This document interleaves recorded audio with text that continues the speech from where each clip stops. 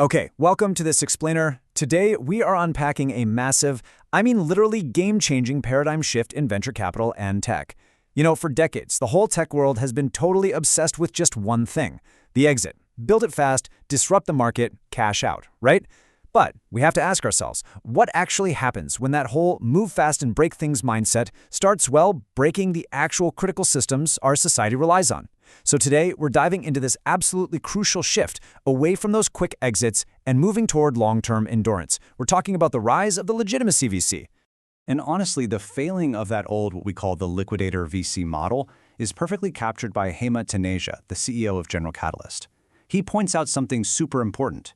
Rushing to an IPO, sure, it might generate a great financial return, but it fundamentally under-optimizes the actual real-world power of venture capital. We've totally moved on from just building simple software tools to redefining critical, massive industries like healthcare, finance, and defense.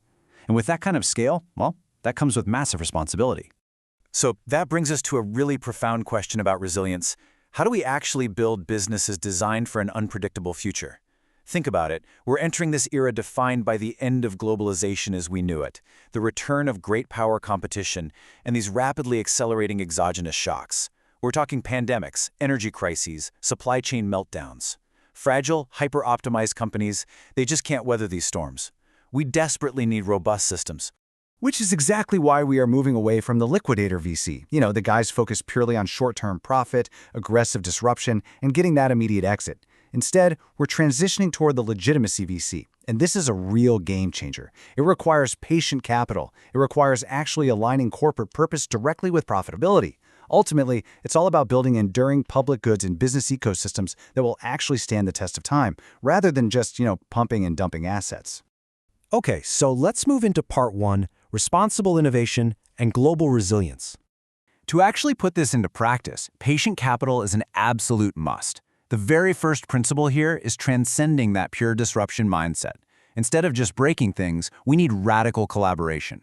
A great example is General Catalyst's work in modern defense. They aren't looking to build day-one offensive weapons, right? Actually, they're investing in capabilities to deter conflict and build super-resilient supply chains. But to pull this off, Silicon Valley literally has to partner with the public sector, aligning their purpose with long-term profitability to create companies that are fundamentally responsible by design. Which leads us to part two: smart contracts and digital provenance. So, historically speaking, traditional contracts have been incredibly rigid and inflexible. It's almost like we're still acting as if contract law is literally carved into stone by cavemen. Traditional legal frameworks are just way too slow and way too rigid for the highly dynamic, wildly interconnected digital ecosystems we're building today. We absolutely need something more adaptable. Enter the smart contract. This is a concept that was heavily advanced by Vitalik Buterin back in the 2014 Ethereum white paper. Basically, a smart contract is a computer program that automatically executes the terms of an agreement. It completely removes the need for centralized arbiters, which drastically reduces arbitration costs and fraud losses. It really serves as the fundamental building block for decentralized coordination.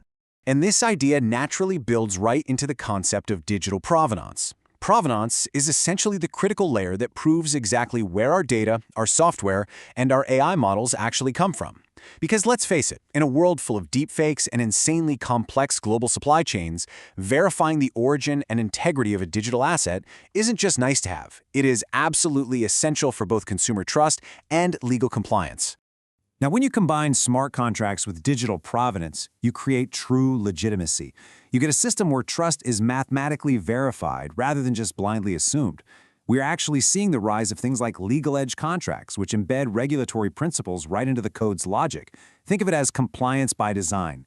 They're readable by both machines and human legal systems. They maintain completely immutable logs, and they allow multiple parties to coordinate without having to rely on a single central authority. It's brilliant.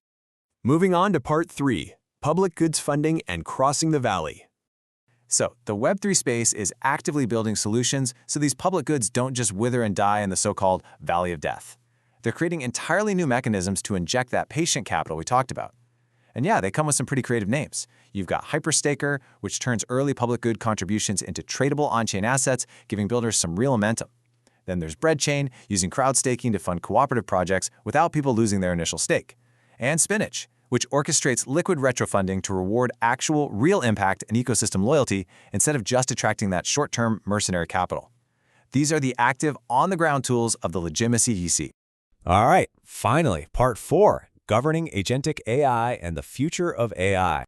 As we deploy all these incredible technologies, we're going to face the ultimate test of endurance, the massive shift from narrow AI to agentic AI. You see, narrow AI just acts as a passive tool, right? You ask it a question, it gives you an answer.